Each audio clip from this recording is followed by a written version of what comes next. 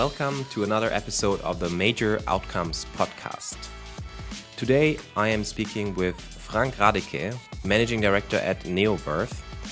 neoverv is a consultancy, a company that helps other organizations to become innovation and sustainability leaders, mainly through technology. neoverv designs and accelerates digital technology strategies, but also builds and helps scaling digital products. In that context, they also work with their customers, changing the way teams work, helping to bring agility and scalability into the companies they work with. Frank himself worked in digital and technology strategy for more than 15 years, was involved in dozens of transformation projects in automotive, manufacturing, consumer products and retail, logistics, energies and utilities, but also other industries. He has a background in information systems and spent about 8 years at Capgemini Invent as a lead of IT strategy, the IT strategy practice in the German-speaking regions. And now, since 2020, he is managing director at neoverv. Frank, did I forget anything? It's great to have you on the Major Outcomes podcast. Thank you so much, and I'm really glad being here. Actually, I was wondering whether you asked whether I'm never getting bored with consulting after 15 years, and to answer this question by myself, no, I'm not getting bored because it's still exciting.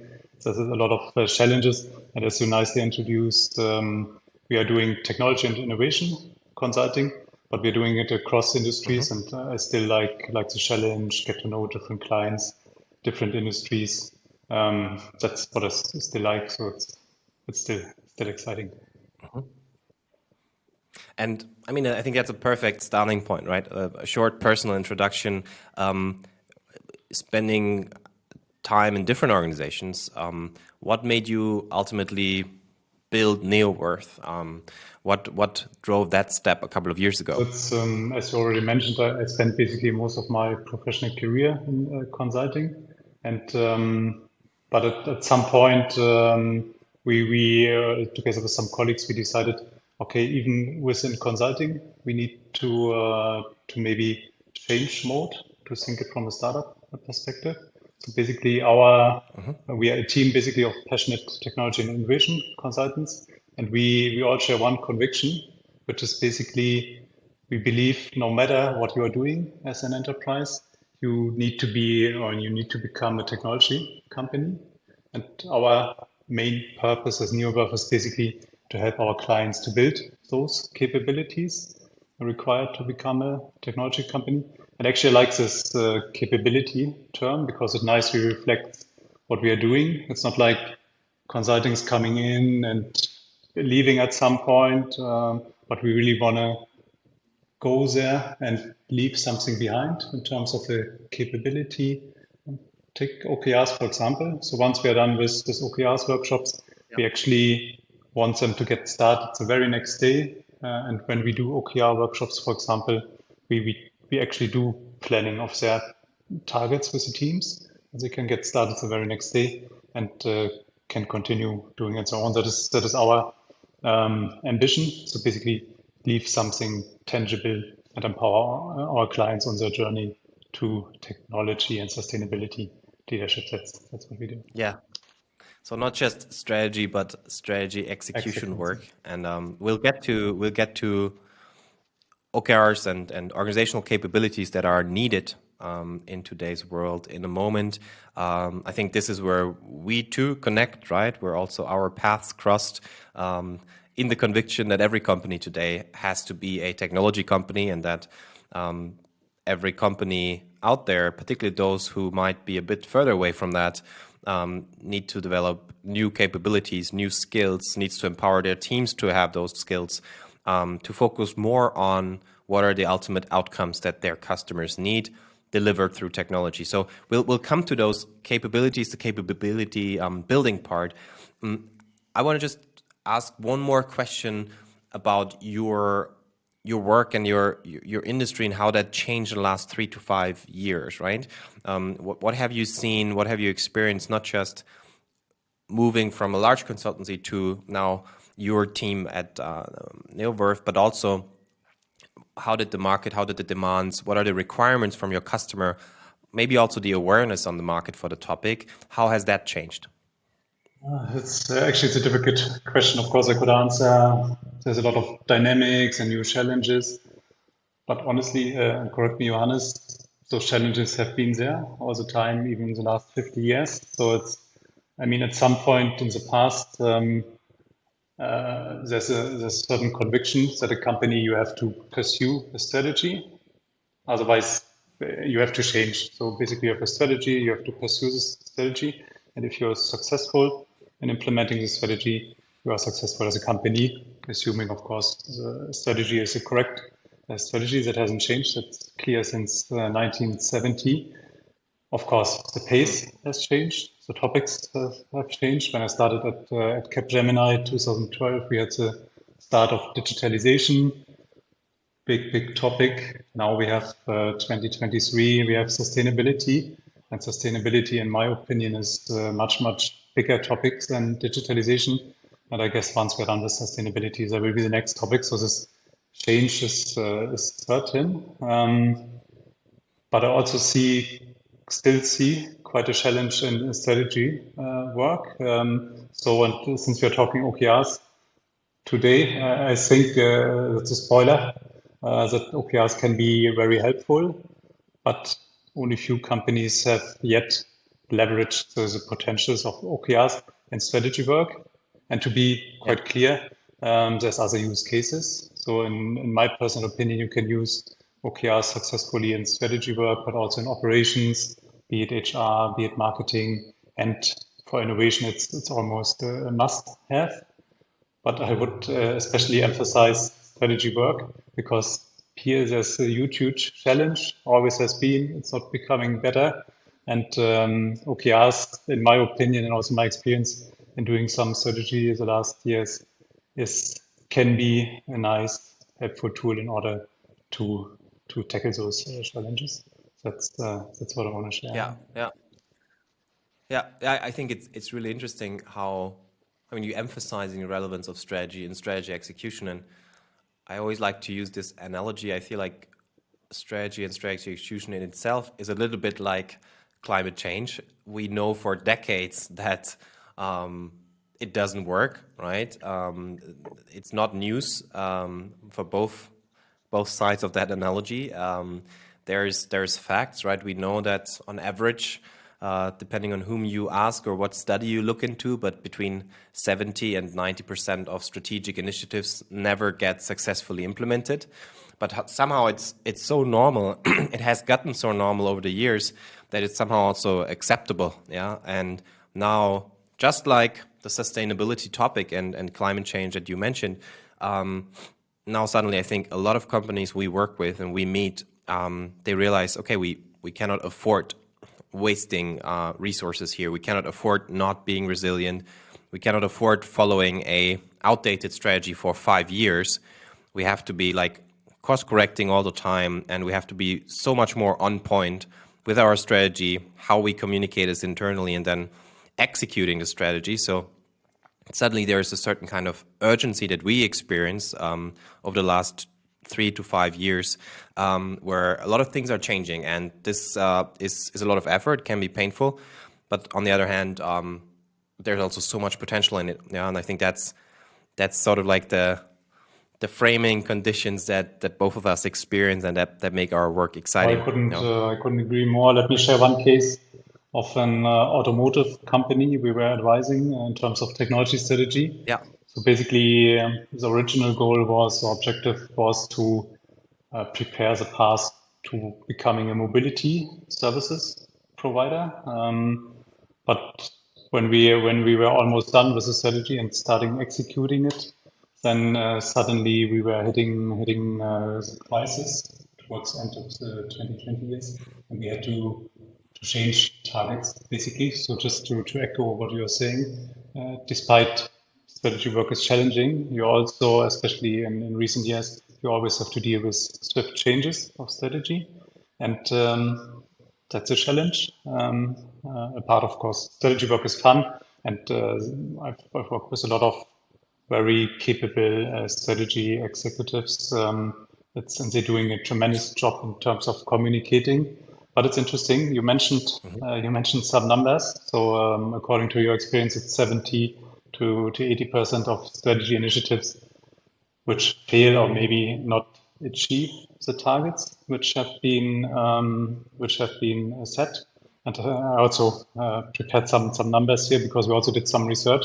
And basically, if you would ask 100 people which are involved in strategy execution and ask them how well is the strategy understood, how well it's communicated, 81 would say we have understood the strategy. It's well communicated. So I mean, we lost already a few people, but it's okay. Most of them have understood what is to done. So that's also my experience. The challenge is not too much. Of course, you have to do careful strategy work, base it on facts. That's communicated nicely, wrap it nicely. That's not the challenge. But if you then continue and ask, do you feel actually motivated by the strategy? Only 29% would agree. So we lost 70 of our people. And if you continue, do you think we are using our resources efficiently? Only 22% would agree. And finally, do you think you have achieved all the set targets? Only 10% agree. Of course, might be different reasons targets have changed, Yeah. but I find it alarming, and I'm not too much into this alarming business, but just to underline what we said initially, there's a lot of potential to raise this 10%. So actually, we're having an issue, and that also reflects what I see in my professional work, aligning people behind those targets, bringing them into the exercises, motivating those peoples, and of course, to achieve the targets. And achieving targets may also mean, as I mentioned with this automotive case, that some targets become obsolete at some point, and we have to shift course. It's also fine. And I think OKRs is a very good tool in order to address this challenge. Not the silver bullet, but I mean we just can do better than those 10% at the end of the day. Yeah. Yeah. No, I see this as our mission, and I'm really grateful that the awareness shifted from, yeah, I mean, strategy is important, and not everyone nails strategy. A great strategy is still a big thing, but strategy execution is so much more important. And we are convinced, and from everything we see from our work, by the way, the numbers I quoted, those are not our own numbers, but I think the 70% is from a McKinsey study from 2 years ago. But I think a long-term strategy, right? Like the way it used to be done back in the days, like dozens of pages, also sometimes millions of millions from some of those consultancies developing just the strategy.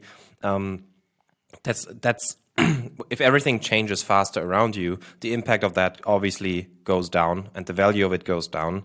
And what's so much more important is strategic thinking, right? Long-term strategy loses in value, but strategic thinking everywhere in the organization all the time is so much more important. So I think strategy has to be seen much more as a activity and as you said it earlier, like a capability, a muscle that all teams have to be trained to some extent. And that's, I think, where we're also getting to OKRs, one of our joint topics, right? OKRs oftentimes just seen as like probably the most popular methodology for goal setting and collaboration around goals today. But I think it can be a great training tool, a great methodology to get those kind of capabilities into teams all over the organization. So everyone is aware of like, who's our customer? What's the value? What's the outcome we create for that customer? And how does this connect to the bigger picture? How does this connect to strategy of our company? Do you have further use cases? I think you mentioned a couple of units from HR to product to strategy, the strategy itself, how you work with OKRs and how you help organizations implementing OKRs. Do you maybe have some more examples or use cases, how you do that and how you work with customers? Let me maybe just, before I mention or get into some examples, let me echo what you're saying, because I think it's important for our audience, and I simply feel we need to make the case that, and I fully agree to what you said in terms of strategy that is rather an activity, and basically a thing or something fixed. And why I also fully believe OKRs can help in strategy work is basically in the past strategy, and you asked what has changed in terms of strategy work with our company. In the past, it has, and I fully agree, it has changed. It was rather the top-down exercise. So some executives together with some maybe consultants have done a strategy, and then someone else who was not involved in this exercise and painting a bit black and white had to execute it. And that's a difference to OKRs. So it's basically, I'm not sure whether you share those numbers, but usually it's saying 30 or 40% is top-down exercise and OKRs, and 60% is coming up. And the beauty of OKRs, in my opinion, is it involves right away also people who are later on responsible for executing the strategy. So basically, we have a good means to close this gap between strategy and execution. And I think most important, might be clear to us all, but it's if you look into some strategy departments, you always see those big transformation roadmaps. And again, I'm a consultant, I'm a big fan of transformation roadmaps. You have to lay out some plan and activities. But what is often forgot is basically what is actually the outcomes you want to achieve. And this outcome thinking, which is the main theme of OKRs, that is very, very powerful and helps to tackle those challenges. So again, I don't think OKRs is a silver bullet for all strategy challenges, but it has a lot of potential to close the gap between strategy and execution. And basically, when we do strategy these days, then we try to convince our clients, and I think we are quite successful to use OKRs as a strategy implementation tool.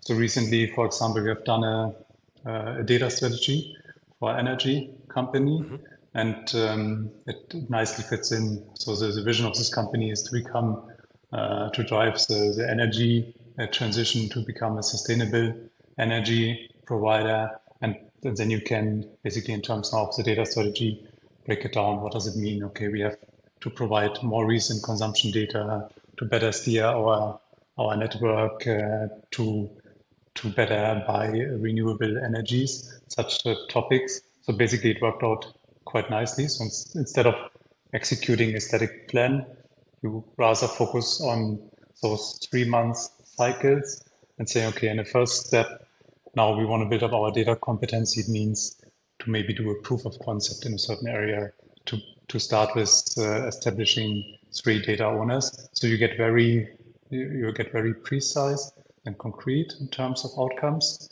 And later on, that's even more important.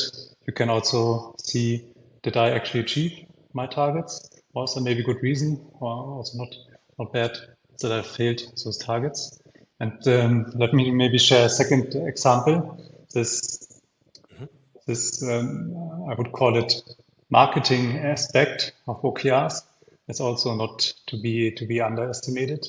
We once advised a technology client, and they basically, if you talk to CIOs and CTOs these days, they all face the same challenges. I mean, we agreed already, all companies have to become technology companies, and basically the entire pressure or digitalization requirements are basically getting down on the CIOs and CTOs and their team. So basically, virtually with every CTO I'm talking these days, they're all a bit stressed out because there's so many requirements, not sure what to be done first. The teams are doing a tremendous job, a superhuman job, but they still, of course, have a challenge to catch up with all the tasks and challenges. And so with one of those CTOs, we had this challenge, and the CFO, so the superior of the CTO, was asking to rethink how we address the recent business challenges. There were some security issues. So we did an OKR exercise with the entire IT leadership team, and basically by end of the day, when we were done, and instead of planning tasks, we really started planning tangible outcomes in terms of OKR method. And then by end of the day, we invited the CFO and asked in order to present what the team has created. And so basically the CFO said, okay, that was by far the best day I had throughout the entire week.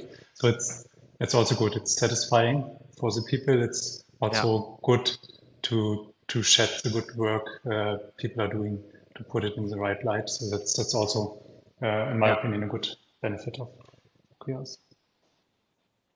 Yeah, I think that's a great example. We experience that all the time. As you said, I mean, yes, there's a lot of time and money invested in strategy development, but it's still a different kind of goal setting and discussion usually if you use a more outcome-centered methodology and framework like OKRs. Right? So we hear that a lot. Like we never had as a leadership team, and that can be true for a small, like more operative unit to the board of a publicly listed Fortune 500 companies. I heard it on overall, like all of the place along the spectrum.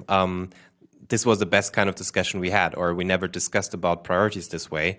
I think OKRs as a critical thinking framework, helping you ask yourself the right kind of questions, not just facilitates a great discussion about prioritization and direction, but also makes it easier for the rest of the organization to connect. Yeah, I mean, fancy slides and shows and on-stage presentations about strategy, that's what everyone does. That works to some extent. But then, and there's, I think, another study, something we did, there's a big gap also between do I understand strategy to do I see how my work connects to strategy? And do I have a continuous feedback loop between company strategy and my day-to-day work? And I think that doesn't work, right? You mentioned it, like there's this balance of top-down and bottom-up strategy development and execution that is needed today. And I think if you don't find a language, if you don't get it to the basics where not just the management team, but everyone in the organization understands this is how we measure success, this is how we measure outcomes for customers,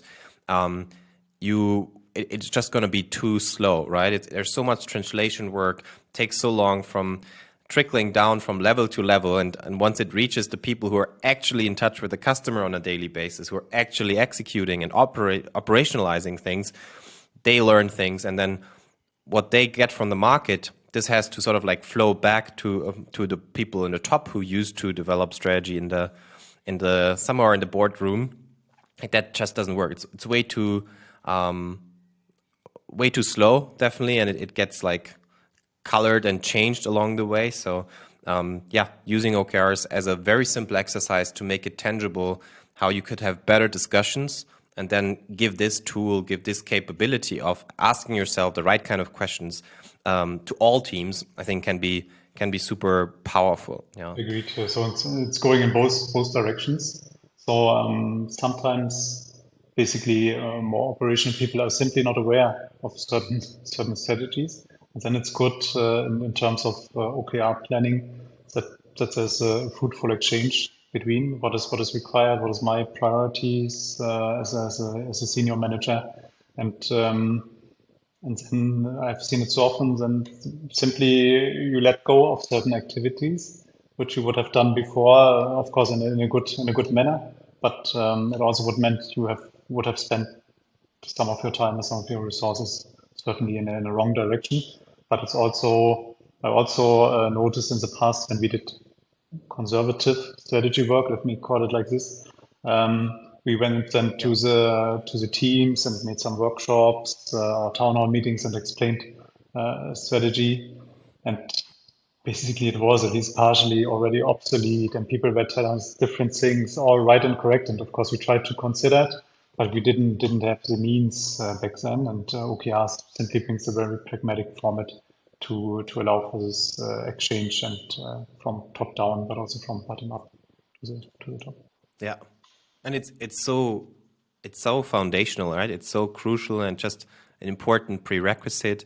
If you don't have that foundation of clear, actionable OKRs, you will always fall into that trap of, okay, now we have a strategy, and then for many teams on many levels of the corporate hierarchy, reality and day-to-day work kicks in, and then it's sort of like, it feels like it's somewhere on the shelves, and then towards the end of the quarter, towards the end of the year, towards the end of whatever cycle, you pull it out and realize, yeah, some progress, but not as expected maybe. So I always find it interesting how much time and resources, particularly in the corporate environment, are put into explaining strategy and making the reporting work, right, for external stakeholders, for example, right, the quarterly reporting, all of those things, but then also the internal communication of a strategy, like making it look fancy, making it look like, okay, this is something that hopefully gives direction, but then how little effort and focus is put on strategy execution and making sure it stays relevant and it stays present on a day-to-day basis, right? I think there's an imbalance in most organizations that is, given what we talked about, that is oftentimes not healthy. You couldn't overstress this point. So the benefit of OKRs is that it nicely, if set up correctly, of course, that it nicely integrates into day-to-day business. I mean, you as a team, I would assume, I do it with my team, you do it with your team, you exchange on what is important for the upcoming days, for the next week, for the next months. So it's an OKRs simply just gives you a better means, maybe a more focused method to do so. That's what I find interesting. And if you really start from with your vision, setting some priorities, bringing those priorities into the OKR planning, which is the first step, and then basically discuss it in those weekly meetings, which are part of the OKR method, then you basically have a direct link between vision, your priorities, and weekly work. And by end of the OKR cycle, as our audience knows, then you do a review. So it's, that is really creating a link. And what I especially like, it's usually not creating double work because you already do such discussions. You talk to your teams, teams exchange on what is important, what is the next upcoming task, how are we doing with regard to our targets. It's just giving them the right tools to do in a much more effective way, in my opinion. Yeah, yeah. Maybe we can look at, because we sort of like a lot of the topics we talked about were rather coming from a enterprise, corporate perspective, but you've also been involved and are involved in like corporate startups, digital product in smaller organizations, product building, like yourself with your team. Like, can you talk a little bit about the contrast, right? Applying something like OKRs, a more outcome, a more value-oriented approach to planning and collaboration in a startup or in a smaller context might be very different compared to a corporate environment where you do strategy and technology transformation work as well. What are some of the contrasts that you experienced there? It's a good point. So in my opinion, in startups, no matter whether it's corporate startups or startups, so to say, it's OKRs are a must-have, and usually it's quite easy to make the case. So if we advise startups, then one of the first things we do, and usually I would say 90% of our teams follow our advices to introduce OKRs and to use OKRs. And of course, use case in startups is basically to use OKRs for innovation, which is might be also a use case in corporate enterprises. But as I said, they also have operations and strategy. Operations is a bit at the horizon for startups. So the main benefit for OKRs for startups is they help to shape the elephant because usually you start with a rough idea as a startup, and you basically have to shape it, put it into tangible targets, what to do next, and that's one benefit, and that's in my opinion and in my experience helped startups a lot. But you also have to be flexible, so you're learning on the way. And you cannot, even 1 month might sometimes be too long to change the target, even 3 months for OKRs. But OKRs is quite flexible. So we had, for example, one example with one startup. So we had the product ready, we had the go live, and we had set some targets in terms of how many new users we want to attract to the platform. But at some point we noticed, okay, it's not working because they pursued a paid model and was quite hard to get a user conversion when you start with a paid model right away. But it's good. You have this discussion, you talk about it once a week, you look at the numbers and you see they're not progressing as intended. And then you, as a startup, can flexibly react and change course. And in this example, for example, they started to introduce a smaller free version just to get users on the platform and then show the value and then basically converts them into paid users. That's a lot of flexibility. Why do I think in general OKRs is crucial for startups? So basically the benefit of OKRs is it helps you to use your resources efficiently. And as a startup, you're always pursuing the hockey stick, basically. So at some point, you want to get to this turning point where user numbers go up, where revenues pop in. But getting there is quite a long way, and you want to make sure that you use your resources as efficiently as you can. And OKRs simply, as it's a promise of the method, help you just to align your resources to those things which really matter. And it doesn't matter whether you're well funded, whether you're a corporate startup. At some point, someone will come and ask you, how are you doing with my resources and did you achieve the targets? And in my opinion, OKRs can make the difference compared to your competition and how well and how resilient you are in terms of pursuing your vision as a startup. That's a big benefit. Mm-hmm. Something we experience a lot in the enterprise, in the corporate environment, is that methodologies like OKRs get introduced, and then everyone thinks, yeah, we're doing OKRs now. Yeah, with a big bang, it's like, this is new, this is part of the transformation. But then, even though it seems like teams and the companies following a certain playbook, a certain methodology, it ends up a little bit like old wine in new bottles. The essence of how work feels and what gets achieved doesn't change that much, right? I think in a previous talk we quoted Lea Tarin saying that being agile is not enough. Yeah, you could do the perfect sprint, you could have the perfect sort of like OKR ceremony, but if you don't get this idea of outcome centricity and value orientation if you're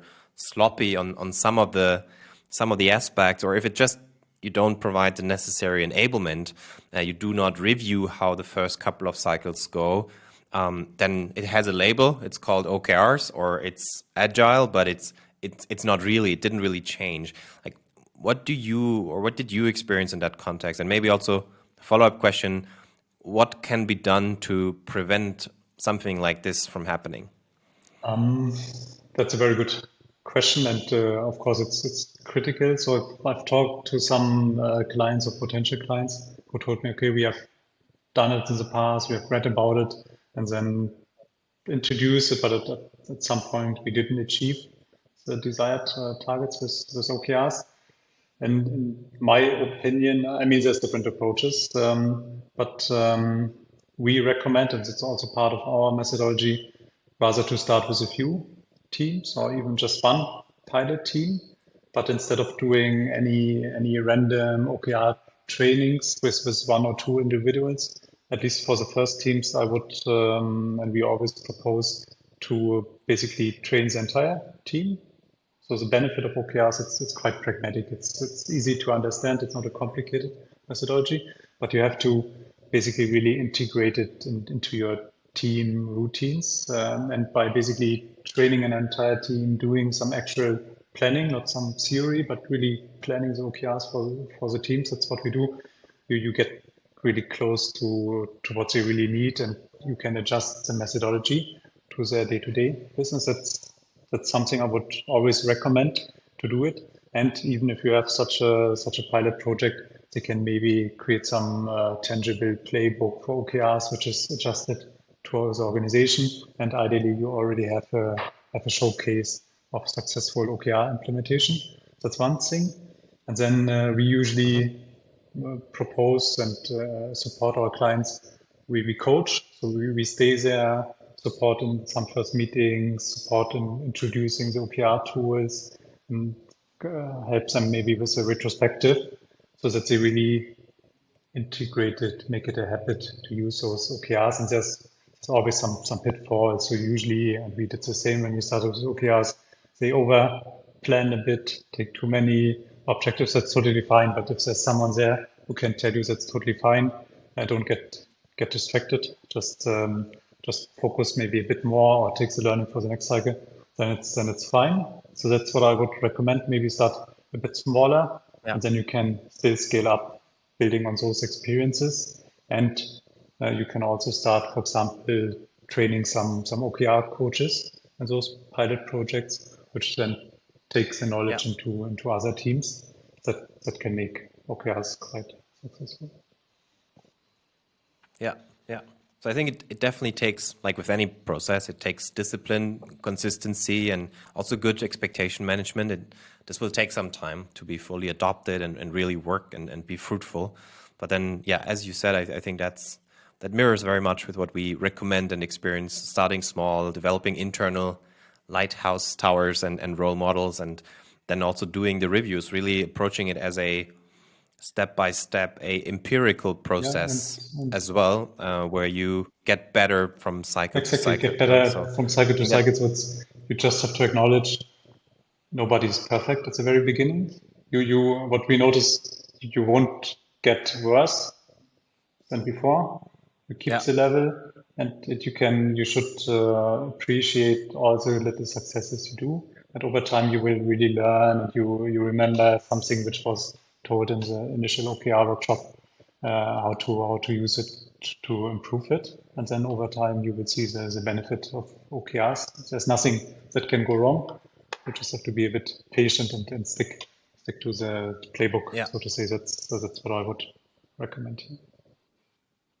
Yeah, and I think a great way or a great benefit of a more outcome-centric and continuous approach to strategy execution is that when you do a review, when you look back at the last cycle, the last 3-4 months, and of course, there's all the times there are certain things that don't work, but they also oftentimes tell you about other things around you that might not work or that might have to be changed, right? So I think it's a reflection tool, and you could say even a corporate development tool. If a goal is not achieved, it might be sometimes simple, just not enough focus, not enough work put into it. But oftentimes it's other reasons. It's structural changes that might be happening.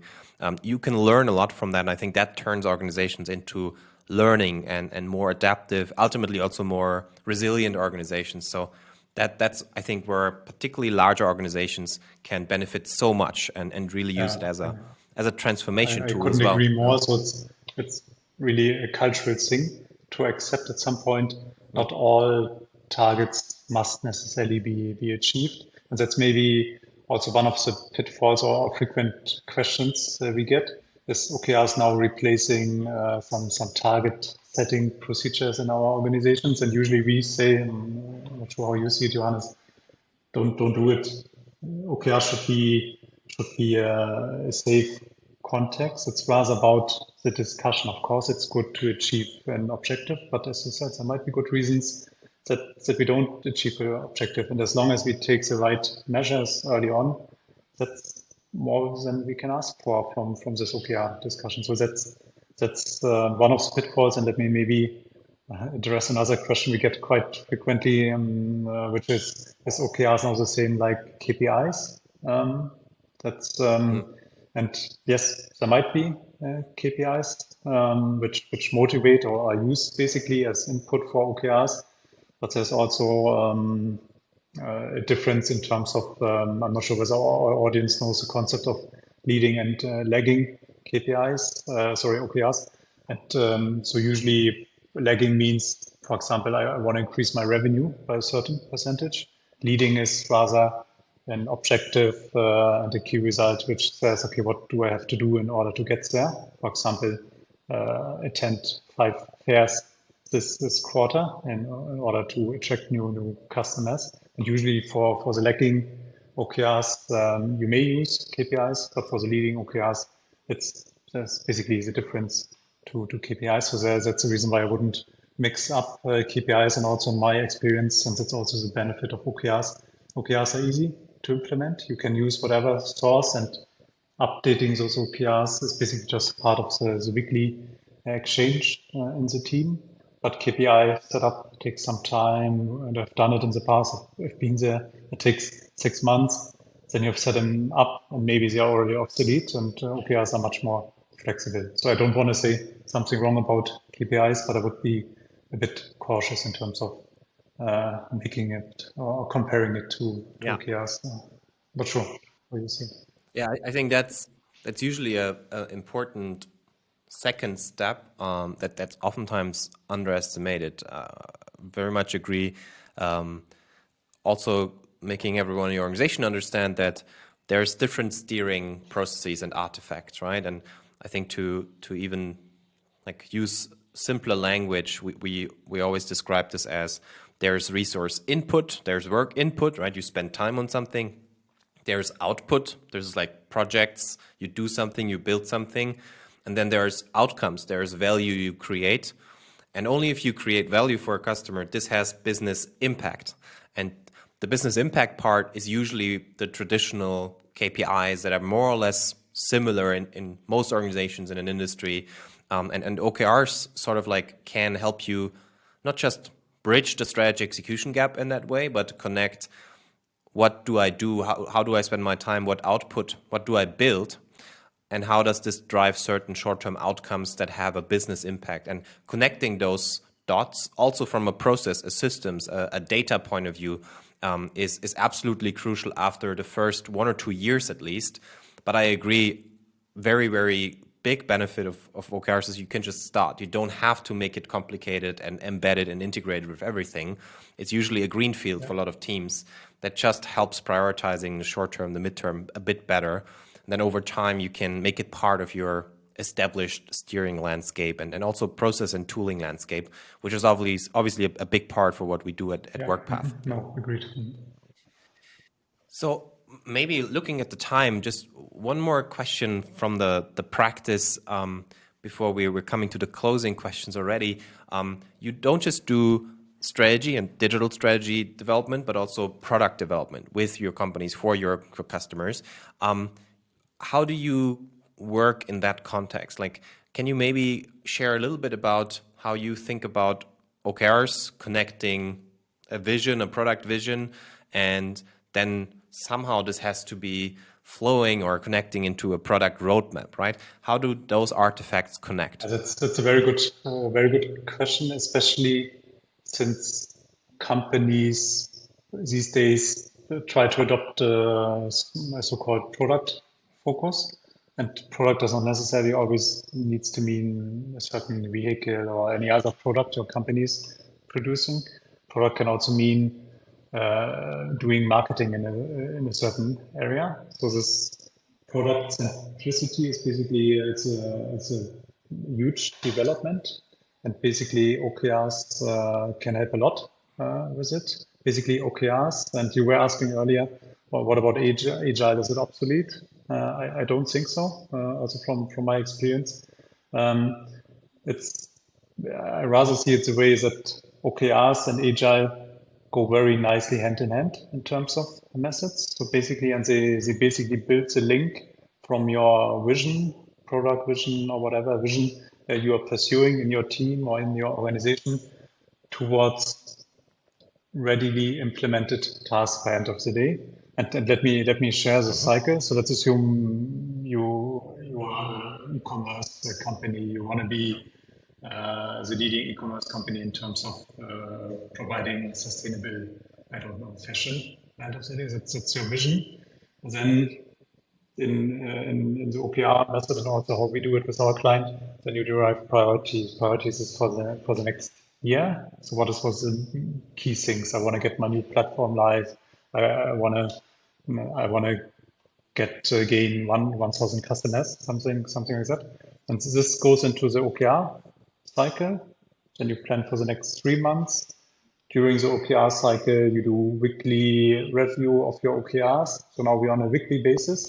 And what we recommend to our clients, once you do the weekly, maybe in the same meeting, directly do the planning of your tasks, either in a conventional way, or even better, do it in an agile way. So all tasks which come out from reviewing your OKRs, put them into your product backlog, prioritize them, and work on those tasks in an agile manner.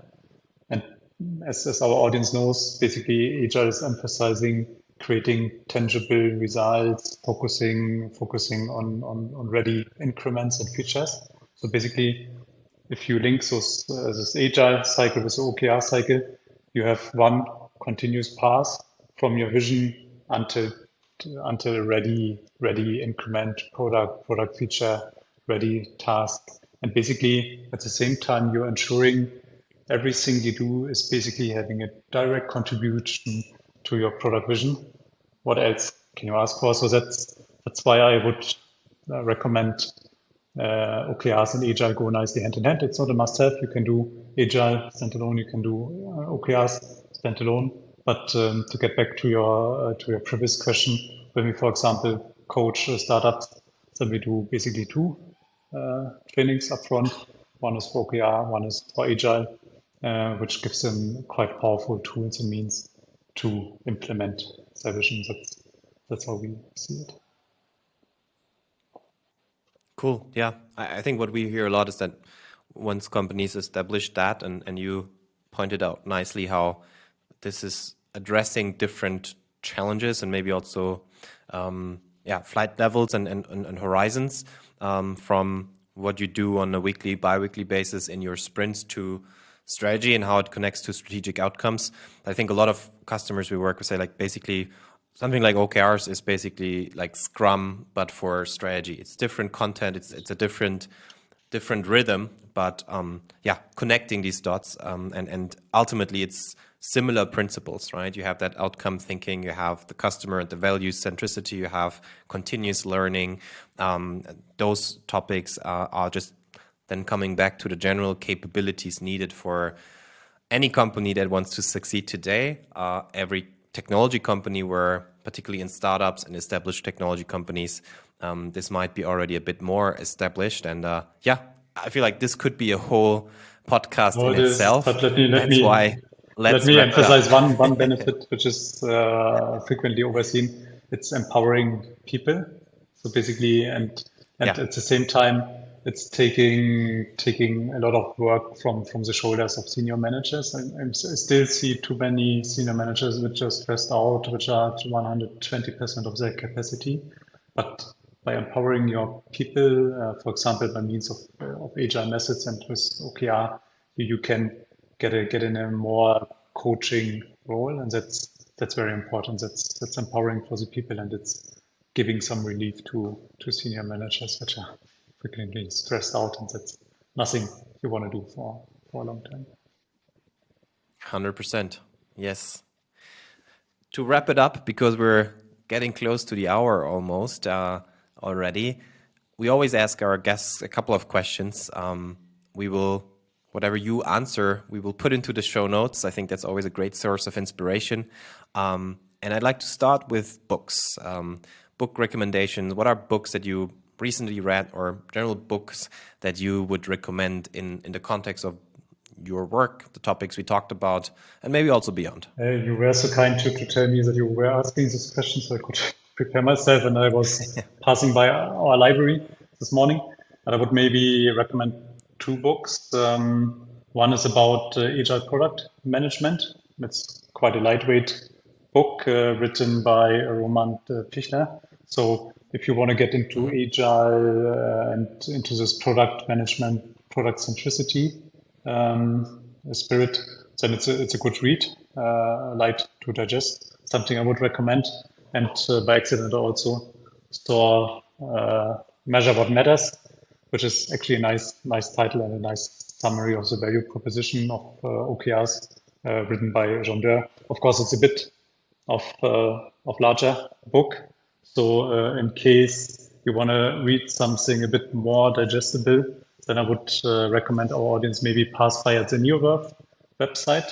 We have created some playbooks, just 15 pages, just summarizing the idea of OKRs and everything we shared today in terms of philosophy. And if you're interested in a more comprehensive picture in terms of agile, you will also find some other studies showing an overall picture of agile organizations. So yeah, feel free to drop by at our website and sneak into our assets. And two books on the website. We put that into the show notes for the listeners who want to dive deeper and maybe order one of those. Podcasts. Do you listen to podcasts? Do you maybe have any podcast you would recommend to the audience? Actually, I must admit I'm quite new to podcasts. Just recently, my wife convinced me to give it a try, and I must say I've missed something. So I started with a podcast. It's called Cui Bono, Who Benefits.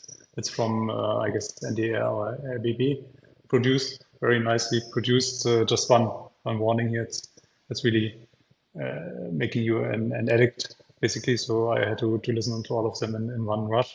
That's something I would recommend. But again, I'm fairly new to podcasts, so maybe not the best source to ask you. But it's a good one indeed. I think it's the second season that was just launched a couple of months ago, and also listen to that one. Yes. Then last question: where can people from the outcome economy community find out more about you, and how can they reach out? How can they maybe engage with you? Reach out directly. So you find me on LinkedIn, and of course just drop by at our website, neoverv.com. And there's also some assets, blog posts, some studies which I just introduced. Feel free. We're also doing frequent webinars. So if you just want to join and get a personal feeling of our team, get to know us, ask us some questions regarding OKRs, and of course all other topics we offer from your perspective. Very happy to discuss it. So use any means you like to get in touch. Very happy to dive into this discussion. Awesome. Then again, Frank, thank you so much for being here today. Hope to continue our conversation very soon. Thank you to the listeners for listening to this episode. I hope to see many of you in our upcoming Outcome Economy Summit on April 20th in Munich, but also online. We put a link to that into the show notes as well. And hope to see you soon. Hope to hear you soon. Have a great day. Thanks for tuning in today. If you found this episode valuable, please subscribe to the Major Outcomes podcast on Spotify, Apple Podcast, or any other major platform you might be using. Also, we'd be excited if you'd leave us a review. This helps us grow the community and spread the outcome mindset. See you on the next episode.